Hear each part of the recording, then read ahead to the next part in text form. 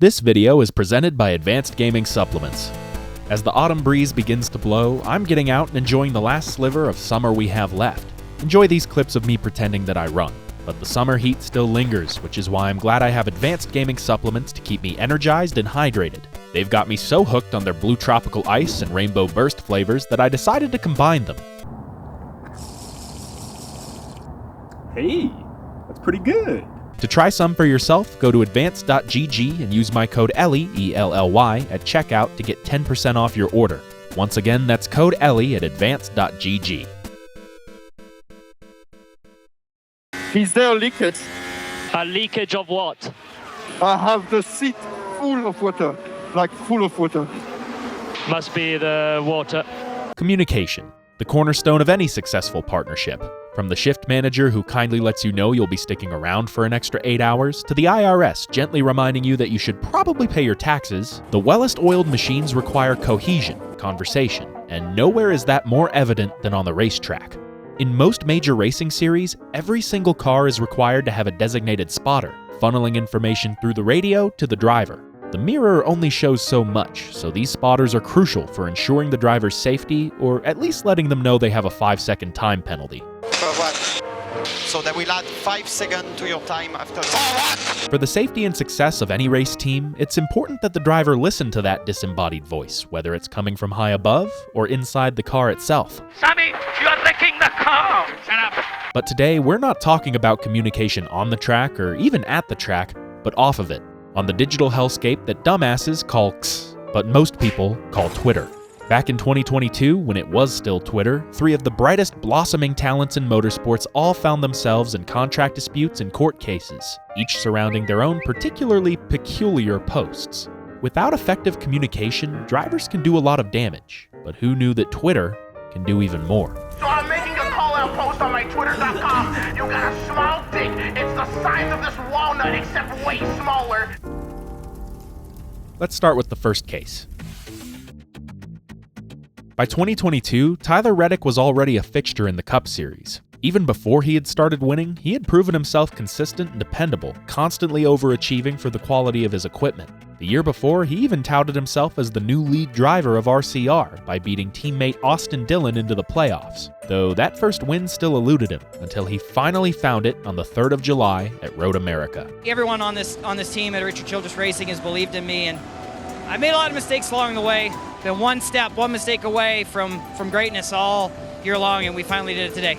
Between his long-standing loyalty and this newfound success, he showed no signs of wanting to quit on the team that had carried him up the ranks. So it came as quite the shock when just 9 days later, during a press conference for rival team 2311 Racing, Tyler made a guest appearance. Today, I would like to formally announce Tyler Reddick is part of a future member of the 2311 and Toyota Racing family starting in 2024. So, hi buddy. Hey, what's up? What's up? Thanks. Then, mere minutes after the announcement, RCR responded with an official company statement, reading, "We're proud of the success that Tyler Reddick has found at Richard Childress Racing. We're focused on winning a championship in 2022 and 2023, although timing of this announcement could not be any worse." Okay. Professional etiquette aside, Richard Childress was pissed that Tyler was leaving the team, and was even more pissed that he'd still be there in 2023, just riding the wave until he inevitably abandoned ship. Though Tyler was surprised by his surprise because he had asked for an extension with RCR earlier in the year, but to no avail. So understandably, he went shopping elsewhere, and those Jordans look pretty nice. The reason for the premature announcement was the team wanted to lock him up as early as they could. Fair enough. Though the reason for delaying his services until 2024 was a bit more complicated. 2311 Racing was still unsure of whether or not Kurt Busch would come back after his Pocono crash to drive the 45 car in 2023. But once it became clear that he would not be returning, the team found themselves in the perfect storm. After cycling through relief driver after relief driver after relief driver, they finally had peace of mind knowing who would drive the number 45 going forward. After his 3rd win on the year and 3rd of his career with RCR, Tyler Reddick announced that he wouldn't be sticking around to play second fiddle to Kyle Busch, but rather joining up with 2311 a year early. And in the end, it worked out for Tyler Reddick and 2311, and for Kyle Busch and RCR, at least for a while. The important thing is that both teams seem to get away relatively unscathed. The same can't be said for the second case. By 2022, Oscar Piastri had slain just about every dragon he could. Formula Renault Euro Cup, Formula 3, Formula 2. The only step left to be taken was Formula the number before 2, but at the time there just weren't any seats available. There were rumblings of him going to Alfa Romeo or Williams, but once Sebastian Vettel announced his retirement and Fernando Alonso quickly swooped in to replace him at Aston Martin, the writing seemed to be on the wall. As Alpine's reserve driver in 2022, Oscar Piastri would get his first chance in F1 with them in 2023. And they announced as much pretty damn quickly, posting about it on Twitter just a day after Alonso's announcement. Even quicker, as usual, was Oscar, who just 2 hours after Alpine's tweet had his own statement. I understand that without my agreement, Alpine F1 have put out a press release late this afternoon that I'm driving for them next year. This is wrong, and I have not signed a contract with Alpine for 2023. I will not be driving for Alpine next year. Holy fuck. I'm pretty sure we all had that reaction at the time, and so did Alpine. Said team boss Otmar Schnurfer, I expected more loyalty from Oscar, and it's not about Formula 1, it's about integrity as a human being. Strong words that reflected the team's sentiment. The Big A wasn't going to take this lying down, so they took the case to the Big FIA to review who was in the right and who was in the wrong. Well, it turns out they never actually had Oscar signed for 2023.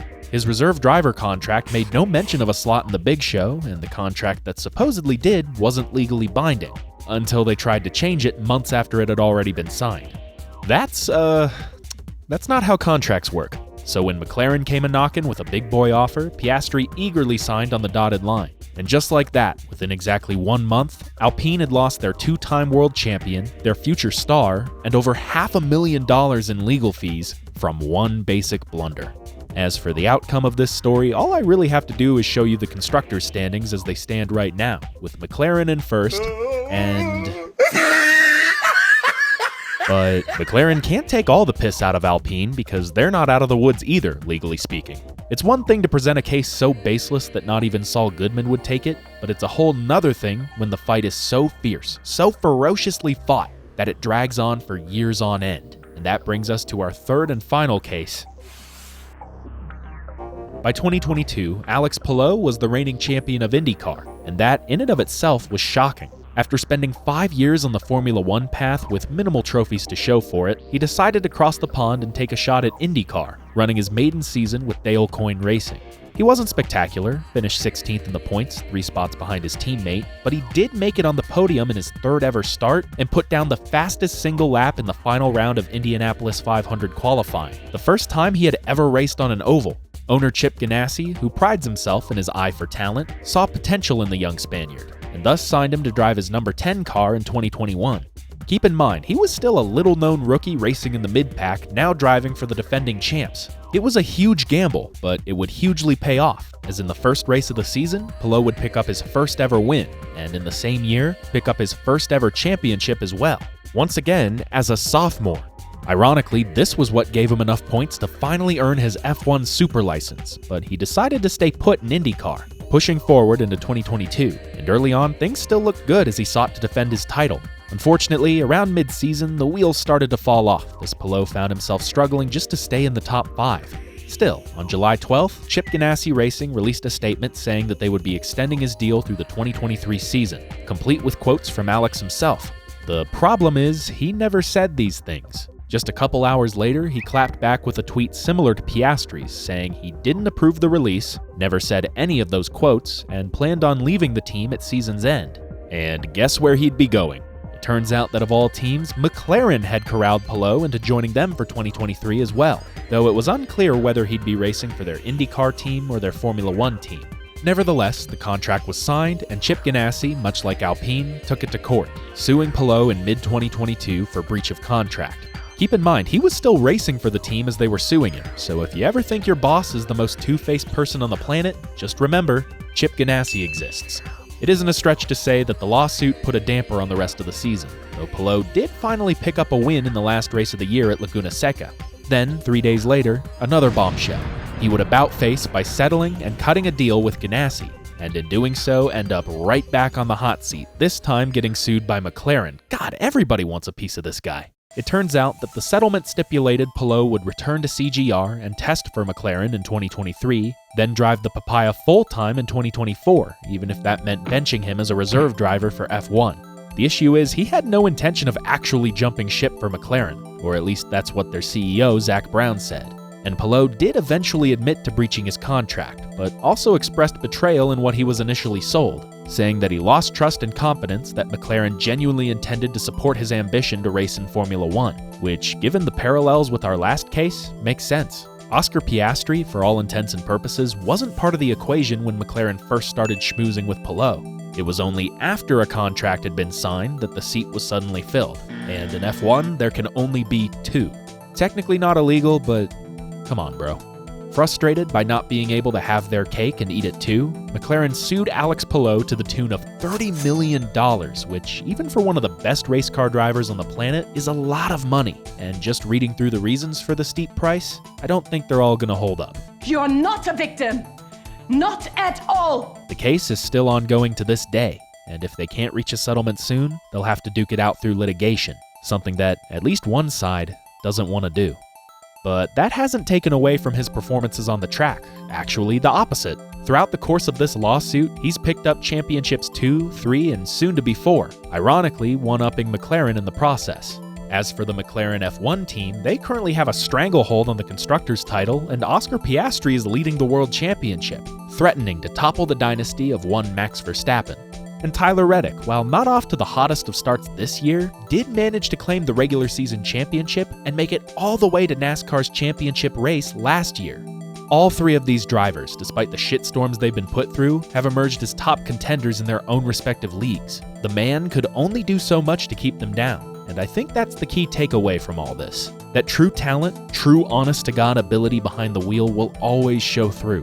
The teams know that, which is why they clung, or in some cases continue to cling on so desperately, even when all that's left to do is pick up the pieces. RCR, Alpine, and most likely McLaren could still be in for bright futures, but I wonder if it bothers them that they could have been brighter had it not been for a lack of communication.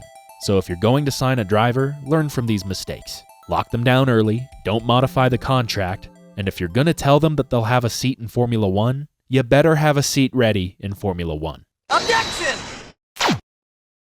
Also, I'm sponsoring the number 69 NAS truck in Talladega, and you could be a part of it too. More details to come. Stay tuned.